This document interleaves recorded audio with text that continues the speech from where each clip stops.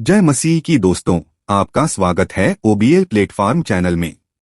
हम लोग नूह की कहानी को जानेंगे कि कैसे नूह और उसका परिवार बचाए गए, परंतु बाकी समस्त मानव जाति जल प्रलय के द्वारा क्यों नाश कर दिए गए। यह कहानी हमें उत्पत्ति 6 अध्याय से 9 अध्याय में मिल जाएगा। तो आइए शुरू करते हैं। नूह परमेश्वर के दृष्टि में भला मनुष्य था। वह परमेश्वर की आज्ञा माना करता था। उसके 3 पुत्र थे, शेम, हैम और यापेत। हालांकि अन्य लोग परमेश्वर की आज्ञा का उल्लंघन कर रहे थे। लोग एक दूसरे से बुरा व्यवहार करते थे। परमेश्वर ने देखा कि जिन लोगों को उसने बनाया था वे दुष्ट और हिंसक हो चुके हैं। परमेश्वर ने नूह को बताया कि वह इस दुष्टता का अंत पृथ्वी पर जल प्रलय भेजकर करेगा, लेकिन नूह और उसका परिवार बच जाएंगे। नूह को एक बहुत बड़ा जहाज बनाने के निर्देश दिए गए और उसे जल रोधक गोंद से ढकने के लिए कहा गया।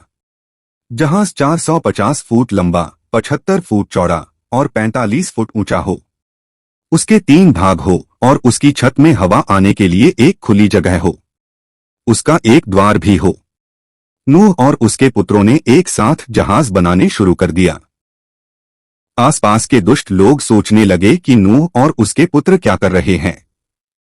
उत्पत्ति 7 जब जहाज बन गया तो परमेश्वर ने नूह से कहा कि 7 दिन के बाद प्रलय आ जाएगा।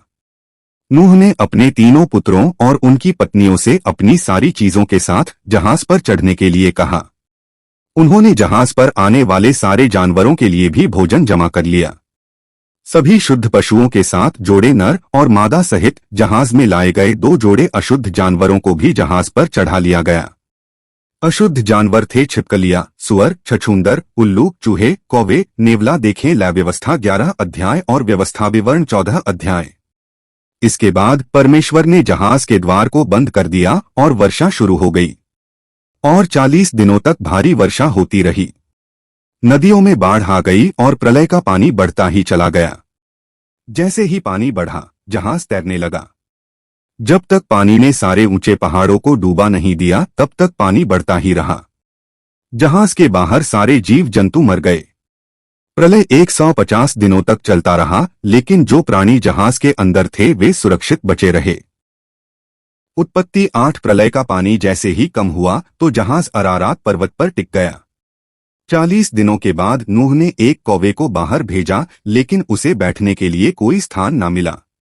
इसके बाद उसने एक कबूतर को भेजा। वह उड़ते हुए सूखी भूमि ढूंढने लगा, लेकिन वह कहीं भी उतर नहीं सका, इसलिए वह जहाज पर वापस आ गया। नूह ने हाथ बढ़ाकर उसे जहाज के अंदर ले लिया। 7 दिन बाद उसने कबूतर को फिर से भेजा। देर शाम को कबूतर एक ताजा पत्ती को चोंच में लिए हुए आया। नूह जान गया कि पानी घट रहा है। 1 सप्ताह बाद उसने तीसरी बार कबूतर को बाहर भेजा, लेकिन अब वापस लौटकर नहीं आया। नूह जान गया कि कबूतर ने सूखी भूमि को ढूंढ लिया था। नूह ने जहाज की छत उतार दी और देखा कि भूमि सूखती जा रही थी। 2 महीने बाद भूमि नूह के उतरने के लिए पर्याप्त सूख चुकी थी, इसलिए वह सारे जानवरों और अपने परिवार सहित बाहर आ गया। जहाज से बाहर आने के बाद नूह ने एक वेदी बनाकर परमेश्वर के लिए बलिदान चढ़ाए। परमेश्वर नूह के बलिदान से प्रसन्न हुआ और पृथ्वी और इसके प्राणियों को फिर से नष्ट न करने की प्रतिज्ञा की। परमेश्वर ने उससे कहा, जब तक पृथ्वी बनी रहेगी तब तक बोने और काटने का समय, सर्दी और गर्मी, रात और दिन कभी न रुकेंगे। परमेश्वर ने एक मेघ धनुष को आकाश में रख दिया। इसके बाद परमेश्वर ने नूह से कहा, यह मेघ धनुष इस प्रतिज्ञा का चिन्ह है कि सारी पृथ्वी पर फिर कभी भी ऐसा प्रलय नहीं आएगा।